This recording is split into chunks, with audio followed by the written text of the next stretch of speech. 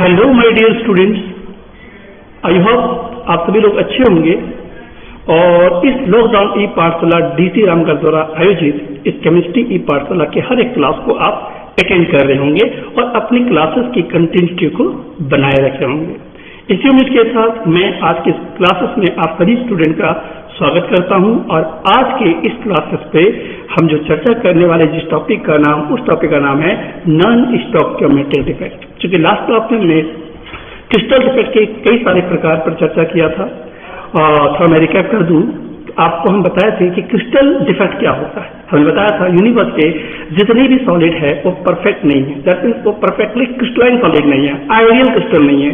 वो किसी न किसी कारण से उसके पॉइंट, उसके पार्टिकल्स अपने लोकेशन को चेंज करता है।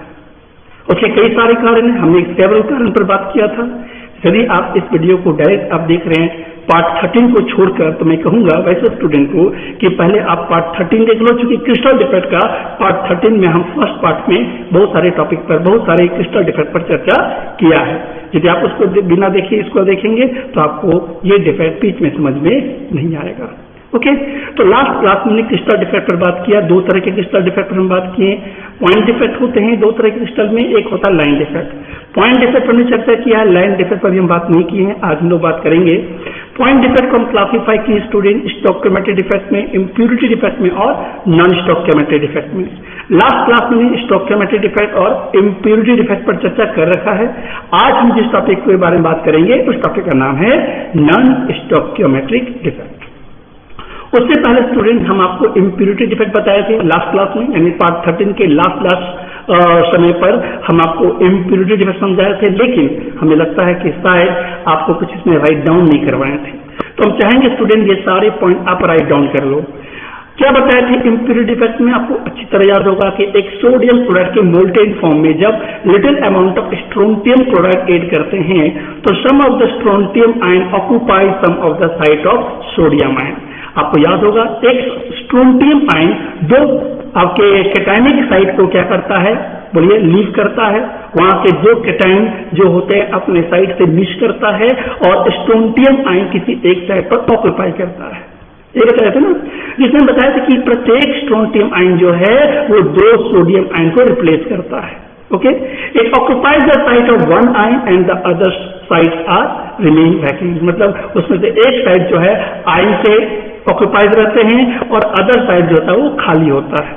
यानी दो वैकेंट में एक आयन ऑक्यूपाई करता है स्ट्रोंटियम आयन और दूसरा वैकेंट यानी सोडियम आयन का वैकेंट खाली रह जाता है। Okay, the cationic vacancies thereby produce are equal in number to that of strontium ion. हमने यहाँ बताया था कि वैकेंसी उतने ही क्रिएट होंगे, वैकेंसीज उतने ही प्रोड्यूस होंगे जितने स्ट्रोंटियम आयन हम उसमें ऐड करेंगे, जितना स्ट्रोंटियम आयन लकी साइड पर ऑक्यूपाई करेगा। तो लास्ट क्लास हमने ये इम्प्यूरिटी डिफेक्ट पर बात किया था। आप इसे अपनी कॉपी में राइट डाउन कर लीजिएगा स्टूडेंट, इम्प्यूरिटी डिफेक्ट पर। चलिए आज हम बात करने जा रहे हैं स्टूडेंट पॉइंट डिफेक्ट का अगला टाइप, जिसका नाम है non stoichiometric defect. Stoichiometric defect just इसका अपोजिट नॉन स्टोइकियोमेट्रिक डिफेक्ट। आपको याद होगा स्टूडेंट्स कि स्टोइकियोमेट्रिक डिफेक्ट में हमने आपको बताया था कि स्टोइकियोमेट्री एक ऐसा क्रिस्टल डिफेक्ट जिसमें सॉलिड की, जिसमें केमिकल फॉर्मूला उसका कभी भी डिस्टर्ब नहीं होता, उसकी स्टोइकियोमेट्री चेंज नहीं होता। स्टोइकियोमेट्री का मतलब हमने बताया था the relative number of atoms, the relative number of cation और एनायन। केटायन एनायन का रेशियो यदि उसका हमेशा सेम हो उस केमिकल कंपाउंड के फॉर्मूला में तो कहेंगे उससे स्टोइकियोमेट्री डिस्टर्ब नहीं हुआ। लेकिन यदि आपका वो क्रिस्टल डिफेक्टिव हो गया, यदि किस तरह से केटायन हट गया या एनायन हट गया, ठीक है, तो उसके कारण उसके केटायन और एनायन का जब रेशियो कांस्टेंट ना रहे, सेम ना रहे, तो हम कहेंगे उसकी स्टोइकियोमेट्री क्या हो गया, डिस्टर्ब हो गया। तो ऐसे केस में ऐसे क्रिस्टल डिफेक्ट को हम क्या बोलेंगे? ऐसे केस में ऐसे क्रिस्टल डिफेक्ट को हम नॉन स्टोइकियोमेट्रिक डिफेक्ट कहेंगे। क्या लिखेंगे स्टूडेंट नॉन स्टोइकियोमेट्रिक डिफेक्ट के बारे में?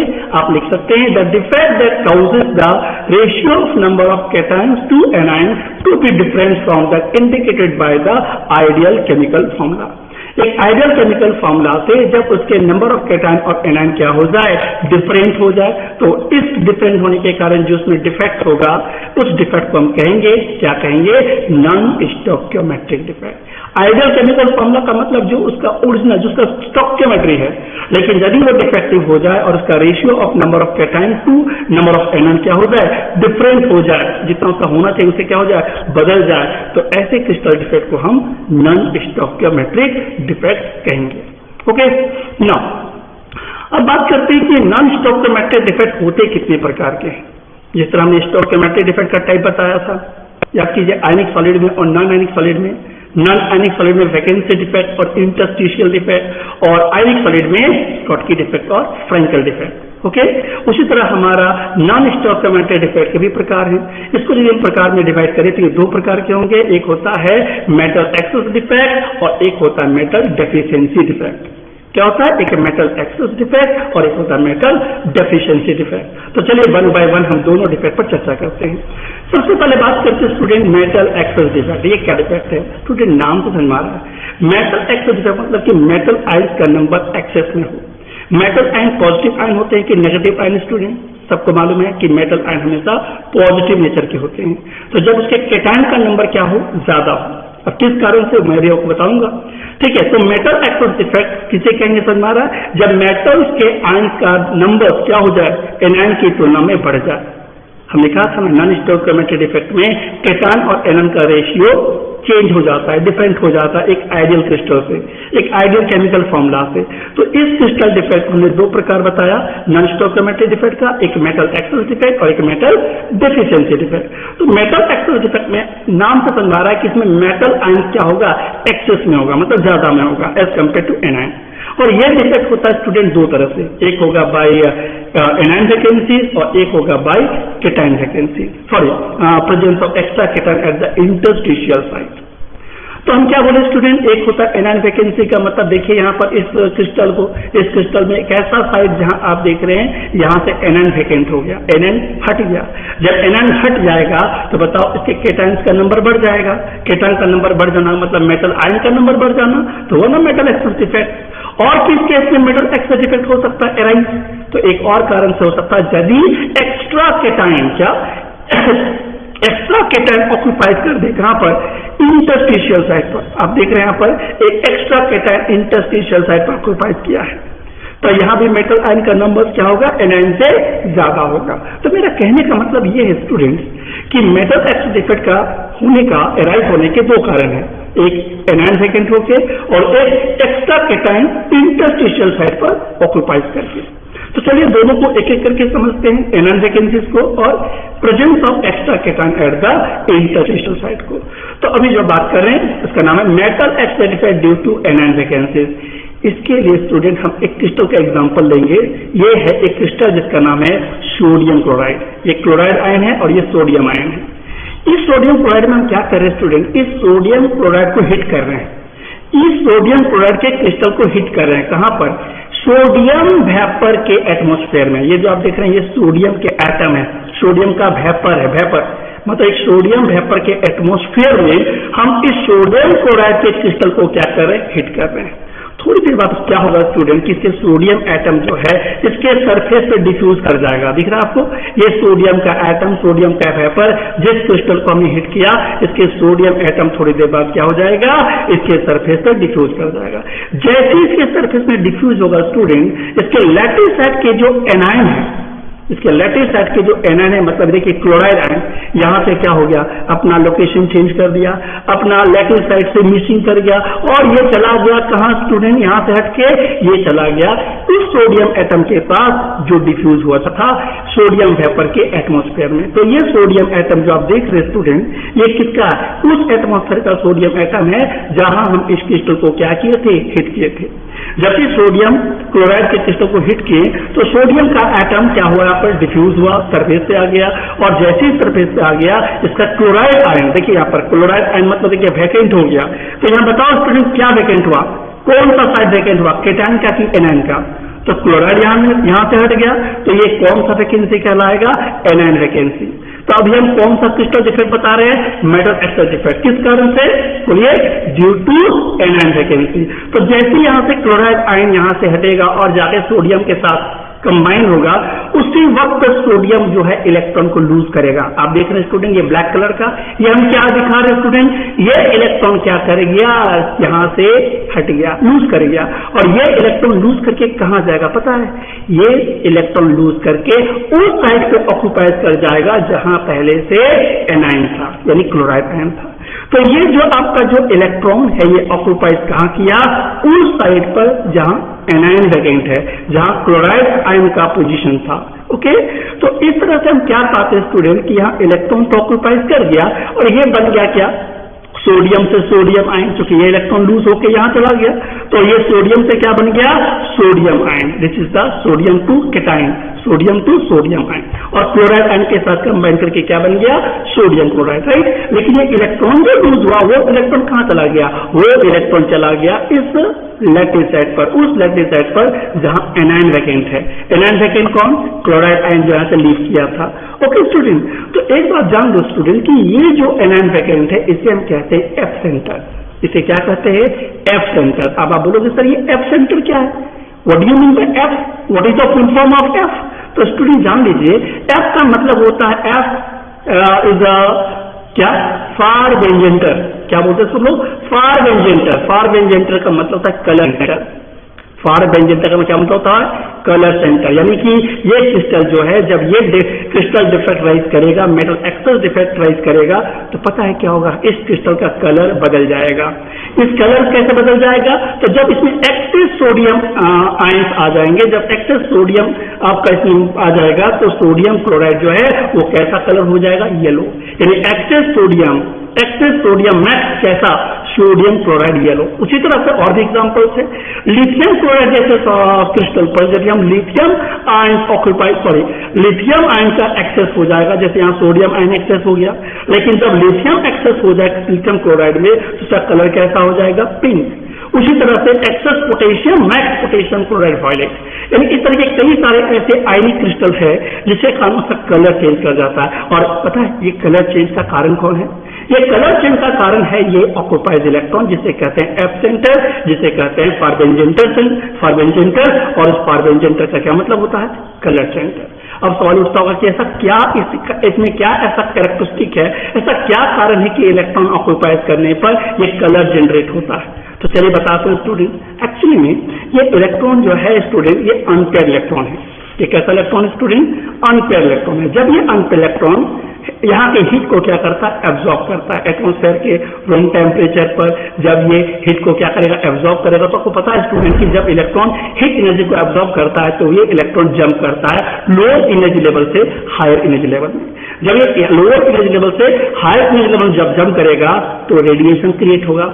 जब यह हायर से फिर ओरिजिनल स्टेट में जब आएगा, एक्साइटेड स्टेट से ग्राउंड स्टेट में, तो क्या होता है, एक स्पेक्ट्रल लाइन, एक कलर रेडिएशन प्रोड्यूस करता है। तो कलर रेडिएशन का कारण है इलेक्ट्रॉन का एक्साइटमेंट, यहाँ के इलेक्ट्रॉन का क्या होना, एक्साइटमेंट होना। तो एक बात याद रखना स्टूडेंट, कौन सा ऐसा क्रिस्टल डिफेक्ट है, that is a very important question for your board exam, कौन सा ऐसा क्रिस्टल डिफेक्ट है जिसमें कलर जनरेट करता है, ठीक है, कलर फॉर्म करता है। तो हम कहेंगे सर क्या आंसर होगा स्टूडेंट, मेटल एक्सेस डिफेक्ट। क्या आंसर होगा, मेटल एक्सेस डिफेक्ट बाय, बोलिए, एनायन वैकेंसी। तो अभी हमने कौन सा डिफेक्ट के बारे में चर्चा किया, नॉन स्टोइकोमेट्रिक डिफेक्ट का metal excess defect, okay, due to anion vacancy. तो हम यहाँ लिखेंगे, आप अपनी कॉपी में राइट डाउन कीजिएगा और जितना बताएं उसको हम फिर से रिपीट कर दें, और ये आप इसको अपनी कॉपी में फटाफट लिख लीजिएगा कि this type of defect exhibited by alkali halide. इस तरह के क्रिस्टल में होते हैं एल्काली हाइलाइड, जैसे sodium chloride, potassium chloride, lithium chloride. Okay, application of heat of sodium chloride in an atmosphere of sodium vapour. हम इसे क्या करते थे, हीट किए थे, किसको, सोडियम क्लोराइड के क्रिस्टल को। कहां पर, एटमॉस्फेयर ऑफ सोडियम वेपर में, result in deposition of sodium atom on the surface of the crystal. जिससे क्या हुआ, सोडियम के जो वेपर के जो एटम है वो डिपोजिट कर गया, दैट मींस डिफ्यूज कर गया। कहां पर, सोडियम क्रिस्टल के, सोडियम क्लोराइड के क्रिस्टल पर। Okay, the sodium atom loses electron to form sodium ion. जब वो सोडियम डिफ्यूज हो गया, क्लोराइड आयन वहां पे चला गया, तो सोडियम इलेक्ट्रॉन को क्या करता है, लूज करता है। और द क्लोराइड आयन डिफ्यूज, जब ये सोडियम इलेक्ट्रॉन लूज करता है तो क्लोराइड आयन डिफ्यूज कहां करता है, सरफेस पर। फिर एंड कंबाइंड विद सोडियम, और वो क्लोराइड सोडियम के साथ कंबाइन करके क्या देता है, सोडियम क्लोराइड। ओके स्टूडेंट, तो ये था metal excess defect by anion vacancy. अगला हमारा मेटल एक्सेस डिफेक्ट हम बताने जा रहे हैं, बोलिए क्या, presence of extra cation at the interstitial site. यानी अगला हम कारण बताने जा रहे हैं जब इस इंटरस्टिशियल साइट पर कोई एक्स्ट्रा कैटायन ऑक्यूपाइज करे। आप यहाँ देख रहे हैं A+ है। एक बात और, यहाँ जब यहाँ आप ये जो आप देख रहे हैं इलेक्ट्रॉन, ये इलेक्ट्रॉन जिसे हम बोलते थे एब्सेंट है, इलेक्ट्रिकली न्यूट्रल है, बिल्कुल इलेक्ट्रिकली न्यूट्रल है, भले यहाँ कैटायन का नंबर ज्यादा है एनायन की तुलना में, लेकिन ये इलेक्ट्रिकली न्यूट्रल इसलिए है क्योंकि जितना सा पॉजिटिव चार्ज है उतना ही इसमें नेगेटिव चार्ज है, क्योंकि हर एक आयनिक क्रिस्टल हमेशा क्या चाहता है, इलेक्ट्रिकली न्यूट्रलिटी को मेंटेन करके रखना चाहता है, इसीलिए यहाँ इलेक्ट्रॉन ऑक्यूपाइज करता है इस वैकेंट साइट पर। वैकेंट साइट मतलब एनायन वैकेंट पर। ओके स्टूडेंट, तो चलिए अब हम आते हैं मेटल एक्सेस डिफेक्ट का अगला reason, presence of extra cation at the interstitial site. इसके हम एग्जांपल लेते हैं स्टूडेंट। ये एक जिंक ऑक्साइड है, ये एक किस क्रिस्टल का, आप ज्योमेट्री देख रहे हैं, ये किसका स्ट्रक्चर है, ये है जिंक ऑक्साइड का क्रिस्टल। जब इस जिंक ऑक्साइड को हिट करते हैं, तो जब हिट करते हैं तो यहां से ऑक्साइड क्या होता है, लीव करता है, यहां से ऑक्सीजन हट गया। जब ऑक्सीजन हटता है तो क्या होता है, देखिए यहाँ पर zinc oxide to form zinc 2+ and half O2 + 2 electron. अब क्या हो रहा है स्टूडेंट कि जब यहाँ से जिंक ऑक्साइड जब हिट करते हैं, जब ऑक्सीजन अपना साइड से हट जाता है तो उस पर क्या होता है, जिंक 2+ आयन, ये जो आप देख रहे हैं जो किसी साइड पे नहीं है, ये जिंक 2+ आयन, ये जो जिंक 2+ आयन है, 2 इलेक्ट्रॉन दिख रहा है आपको, जिंक 2+ का मतलब जिंक ने 2 इलेक्ट्रॉन को लूज किया, और ये किस पोजीशन पर ऑक्यूपाई किया है, किस जगह पर, बोलिए इंटरस्टिशियल साइट पर। तो ये जो जिंक 2+ आयन है वो कहां प्रेजेंट है, इंटरस्टिशियल साइट पर। तो जिंक इंटरस्टिशियल पर एक्स्ट्रा कैटायन जब प्रेजेंट हो तो मेटल एक्सेस डिफेक्ट होगा ना, बोले क्यों, क्योंकि मेटल आयन की संख्या ज्यादा होगा एज कंपेयर टू एनायन। तो metal excess defect due to presence of extra cation at the interstitial site. यहाँ आप देख सकते हैं ये जो आपका जिंक 2+ आयन है, एक्स्ट्रा जिंक 2+ आयन है जो ऑक्यूपाइड कर चुका है कहां पर, इंटरस्टिशियल साइट पर। ओके, और ये हम जो 2 यहाँ पर दिख रहा है, जो एक कलर 2 कलर ब्लैक कलर का, ये एक्चुअली में इलेक्ट्रॉन्स है, ये जो 2 इलेक्ट्रॉन है। तो इस तरह देखते हैं यहाँ पर क्या कि जिंक ऑक्साइड जो है वो जिंक ऑक्साइड से ZnO बन गया, लेकिन यहाँ लिखे हैं 1+X। 1+X का मतलब जिंक पहले से 1 था, लेकिन अब उसमें X+ हो गया, मतलब जिंक आयन एक्स्ट्रा कैटायन जो है वो इंटरस्टिशियल साइट पर ऑक्यूपाइड कर गया। तो इस तरह से ये कलर जैसा था क्या वैसा ही रहेगा, बिल्कुल नहीं। जब जिंक 2+ इंटरस्टिशियल साइट पर ऑक्यूपाइड करेगा तो ये जिंक ऑक्साइड से क्या हो जाएगा, ये व्हाइट कलर से क्या हो जाएगा, येलो कलर हो जाएगा। यानी ये कलर क्या करता है, चेंज कर जाता है इस क्रिस्टल डिफेक्ट के कारण।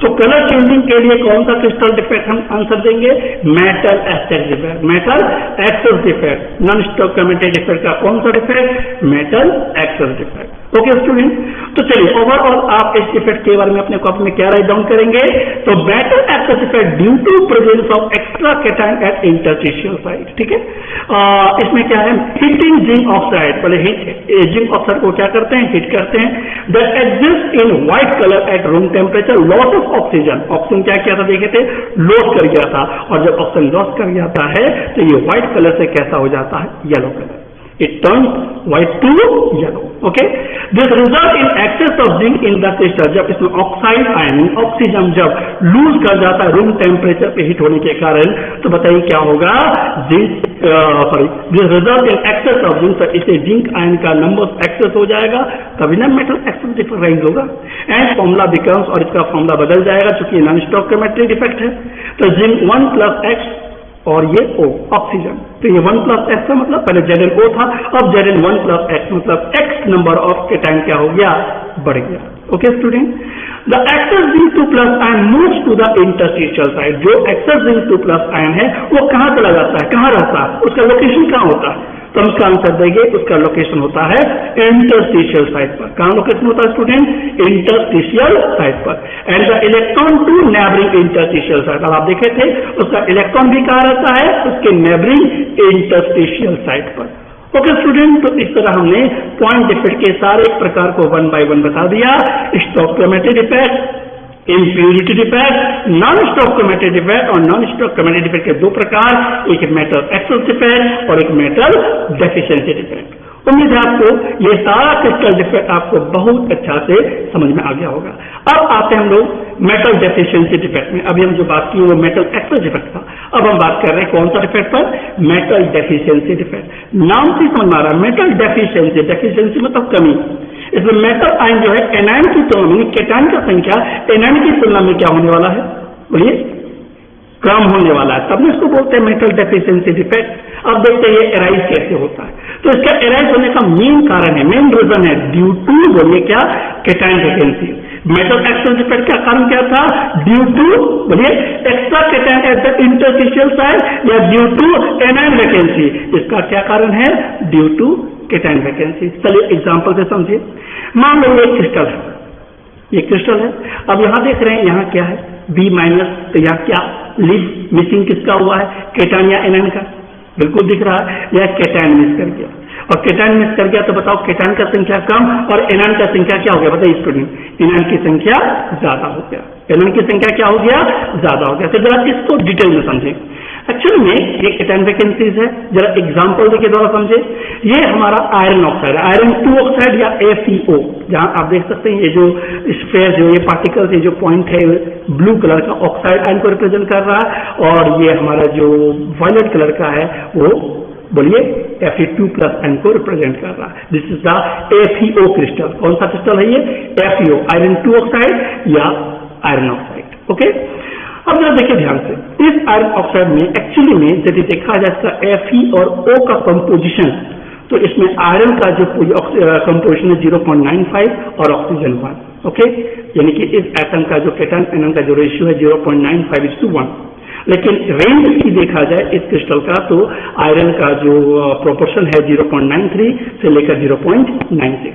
इसका प्रोपोर्शन रेंज तो आयरन का proportion range 0.93 to 0.96। Okay student, अब देखिए इसमें होना क्या है।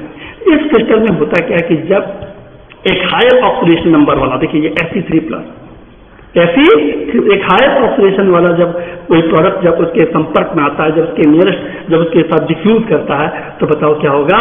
इसके देखिए, ध्यान से देखिए, यहाँ 1 ये आपका साइड वैकेंट है कि ऑक्यूपाइड है, तो आप देख रहे हैं यहाँ पर 1, 2 और ये 3, ये 1, 2, 3 क्या, आयरन की ऑक्साइड। तो आप देख सकते हैं Fe2 प्लस आयन क्या कर जा रहा है, बताइए लीव कर जा रहा है, एक यहां से, एक यहां से और एक यहां से, लीव कर गया। जब ये लीव कर जाएगा तो फिर क्या होगा, इलेक्ट्रिकली न्यूट्रलिटी के लिए हमने कहा था ये Fe3+ के जब संपर्क में आता है तब ऐसा होता है। तो ये Fe3+ क्या करेगा, इस तीनों वैकेंट साइट में किसी 2 साइड पर क्या करेगा, ऑक्यूपाइड करेगा। दिख गया आपको, ये दोनों साइड पे क्या कर गया, ऑक्यूपाइड किया।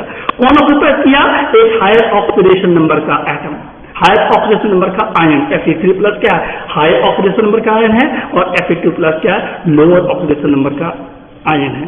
तो Fe2+ क्या किया, लिफ्ट किया, कितना लिफ्ट किया, 3, और कितना ऑक्यूपाइड किया, Fe3+ 2। तो बताइए खाली रहा, ये साइड अनऑक्यूपाइड स्पेस है। तो ये अनऑक्यूपाइड स्पेस जो है कैटायन का है, एनायन का है, बिल्कुल कैटायन का है। तो कैटायन वैकेंसी से क्या हुआ स्टूडेंट, कैटायन वैकेंसी से क्या हुआ, मेटल आयन का नंबर क्या हो गया, घट गया, और एनायन का नंबर बढ़ गया, क्योंकि खाली हो गया।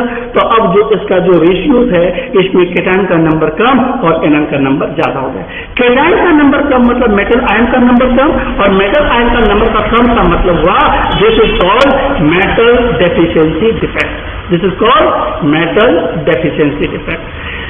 तो यहां क्या देख रहे स्टूडेंट की 3 Fe2+ आयन जो है वो रिप्लेस हो रहा है कितने आयरन के द्वारा, 2 Fe3+ के द्वारा, 2 Fe3+ के द्वारा। तो ऐसे डिफेक्ट को कहते हैं मेटल डेफिशिएंसी डिफेक्ट। FeO के अलावा ये आयरन सल्फाइड में, निकेल ऑक्साइड में और टाइटेनियम ऑक्साइड में इस तरह का क्रिस्टल डिफेक्ट देखने को मिलता है। तो ये था स्टूडेंट हमारा मेटल डेफिशिएंसी डिफेक्ट। आप अपने कॉपी में ये सारे पॉइंट को आप इस डिफेक्ट के बारे में राइट डाउन कर सकते हैं। मेनी सॉलिड प्रोसेसेस, खासकर वो ऐसे सॉलिड जो ट्रांजिशन एलिमेंट के होते हैं, डी ब्लॉक एलिमेंट जो होते हैं, क्योंकि वो हायर ऑक्सीडेशन नंबर वाला जो साइट पे ऑक्यूपाइज करता है, ये केवल और केवल transition element, D block element के साथ ही, डी ब्लॉक एलिमेंट के मेटल के साथ ही पॉसिबल है। ठीक है, उसी तरह के ट्रांजिशन एलिमेंट के क्रिस्टल में ही इस तरह के क्रिस्टल डिफेक्ट पाया जाता है। चूंकि आपको पता होगा कि डी ब्लॉक का एलिमेंट की ऑक्सीडेशन नंबर क्या होता है, वेरिएबल होता है। Fe2+, Fe3+, किसकी पॉसिबिलिटी है, डी ब्लॉक का ना। तो many solid processes less amount of metal, है ना, as compare to the stoichiometric proportion. इसमें क्या होगा, बहुत सारे ऐसे सॉलिड्स होते हैं जिसमें लेस अमाउंट में होते हैं metal as compare to stoichiometric proportion. For example, FeO is mostly found with a composition ranging 0.93 to 0.96 बताया कभी, और in crystal FeO some Fe2 plus cation are missing and the loss of positive charge is made up by presence of required क्या number of Fe3 plus ion। तो ये आप अपने copy में write down कर लीजिए मेटल डेफिशिएंसी डिफेक्ट के बारे में। अब बात करते हैं हम लोग डिफेक्ट के दो प्रकार होते हैं, हम स्टार्टिंग में ही बताए थे, पॉइंट डिफेक्ट और लाइन डिफेक्ट। तो अभी हम लोग जो चर्चा की स्टूडेंट की डिफेक्ट पर चर्चा की, सारा का सारा पॉइंट डिफेक्ट पर चर्चा की। पॉइंट डिफेक्ट के सारे प्रकार को हम 1 by 1 बता दिए, ठीक है। पॉइंट डिफेक्ट में कौन कौन सा क्रिस्टल डिफेक्ट पर बात की, पॉइंट डिफेक्ट के 3 प्रकार, कौन कौन से 3 प्रकार, एक हो गया स्टोइकियोमेट्रिक, एक हो गया हमारा इम्प्योरिटी और एक हो गया नॉन स्टोइकियोमेट्रिक। स्टोइकियोमेट्री में हमने आयनिक और नॉन आयनिक सॉलिड के बारे में बताया था, जिसमें नॉन आयनिक में बताया था क्या बोलिए, है नॉन आयनिक में वैकेंसी डिफेक्ट और इंटरस्टिशियल डिफेक्ट, और आयनिक में बताया था 2 डिफेक्ट, स्कॉटकी डिफेक्ट और फ्रेंगल डिफेक्ट। क्लियर है। और इम्प्योर डिफेक्ट तो जानते हैं एज ए फॉरेन एटम के द्वारा जो क्रिस्टल डिफेक्टिव हो, ठीक है। और इम्प्योर डिफेक्ट के साथ non stoichiometric defect. Non stoichiometric defect मतलब जो स्टोइकियोमेट्रिक डिस्टर्ब हो जाए, उसके केमिकल फॉर्मूला में केटायन एनोन का नंबर का रेशियो बदल जाए, ठीक है, ये बताया हम आपको। और फिर उसके बाद इस नॉन स्टोइकियोमेट्रिक डिफेक्ट का अराइज होने का 2 कारण बताया, दो प्रकार बताया, एक मेटल एक्सेस डिफेक्ट और एक metal deficiency defect. Metal excess defect rise करने का 2 तरीका बताया, बाय एनॉन वैकेंसी या by the presence of extra cation eight the interstitial site, okay. और मेटल डेफिशिएंसी डिफेक्ट आप समझ करेंगे, एक हाई ऑक्सीडेशन नंबर का ऑक्यूपाइज होना और लोअर ऑक्सीडेशन का लीव होना, और इस तरह से क्या होता है, आपका वैकेंसी क्रिएट होता है, केटायन वैकेंसी क्रिएट होता है, और इस तरह से मेटल आयन का नंबर कम प्रोपोर्शन हो जाता है as compare to anion, okay student. तो ये सारे थे पॉइंट डिफेक्ट। अब थोड़ा सा हम बात करेंगे लाइन डिफेक्ट। आपके एग्जाम में जो भी क्वेश्चन आता है जहां से भी आएगा वो स्पेशली किस पर, पॉइंट डिफेक्ट पर, लेकिन फिर भी थोड़ा हम आपको लाइन डिफेक्ट पर थोड़ा सा हम चर्चा करेंगे। लाइन डिफेक्ट का मतलब क्या होगा, लाइन अलाइनमेंट, जरा देखिए यहाँ पर देखिए, क्या ये क्रिस्टल का जो पार्टिकल्स है क्या एक ही लाइन पे अलाइनमेंट शो कर रहा है, क्या उसका सेंटर हॉरिजॉन्टली या वर्टिकली लाइन का एलिमेंट हो रहा है, भले हॉरिजॉन्टली तो वर्टिकली हो रहा है, बिल्कुल नहीं। तो मेरा कहने का मतलब है कि इसकी जो लाइनिंग का जो एलिमेंट नहीं हो रहा है, इसके पार्टिकल यहां से तो सेंटर मिल रहा है लेकिन यहाँ पार्टिकल मौजूद नहीं है, तो बताइए क्रिस्टल डिफेक्टिव क्रिस्टल है। तो यहाँ पे जो क्रिस्टल डिफेक्ट है उसका लाइन का अलाइनमेंट नहीं हो रहा है, इसलिए इस क्रिस्टल डिफेक्ट को क्या बोलेंगे, लाइन डिफेक्ट। यह लाइन डिफेक्ट को हम कह सकते हैं कारण मिस अलाइनमेंट ऑफ पार्टिकल का अलाइनमेंट ना होना, और दूसरा कारण बोल सकते हैं presence of vacancies along A line. इस लाइन में बोलिए वैकेंसीज का बनना, यहाँ पे पार्टिकल है ही नहीं, यहाँ पार्टिकल है, यहाँ पार्टिकल है, लेकिन इसके फर्दर आपके पार्टिकल मौजूद नहीं है, तो क्या इसका लाइन का एलिमेंट होगा, पार्टिकल्स का नहीं होगा। तो ऐसे डिफेक्ट को कहते हैं हम लोग लाइन डिफेक्ट। तो इस पर ज्यादा आपको डिटेल करने की जरूरत नहीं, लाइन डिफेक्ट बस इतना ही। पॉइंट डिफेक्ट पर जितना आपको बताएं उसको आप रिवाइज कीजिए, पढ़िए अच्छा से और समझिए उसको। और अगले क्लास में हम आप लोग के लिए लेके आएंगे सॉलिड का अगला topic, properties of solid. Properties of solid हमारे इस सेक्शन का बताइए सॉलिड का लास्ट सेक्शन है, इसके बाद हमारा ये चैप्टर फिनिश हो जाएगा। यानी प्रॉपर्टीज ऑफ सॉलिड हम 2 प्रॉपर्टी पर बात करेंगे, एक इलेक्ट्रिकल प्रॉपर्टीज और एक बात करेंगे मैग्नेटिक प्रॉपर्टीज। लेकिन हम अगले क्लास में यानी पार्ट 15 में हम जिस प्रॉपर्टी पर चर्चा करेंगे उसका नाम है electrical properties of solid. Electrical property में ये बात करेंगे कि सॉलिड की इलेक्ट्रिकल कंडक्टिविटी कैसा होता है और उस कंडक्टिविटी के आधार पर इलेक्ट्रिक करंट कहाँ अलाउ होता है और कहाँ अलाउ नहीं होता। ओके स्टूडेंट, तो उम्मीद है आज का क्लास आपको बहुत अच्छा समझ में आ गया होगा, अच्छा से पढ़ें, ठीक है। Thank you. घर में रहें, पढ़ाई करें और समय का सदुपयोग करें, और इस ई पाठशाला को लॉकडाउन ई पाठशाला DC रामगढ़ द्वारा आयोजित इस क्लासेस को आप हमेशा अटेंड करें, कंटिन्यूटी बना के रखें।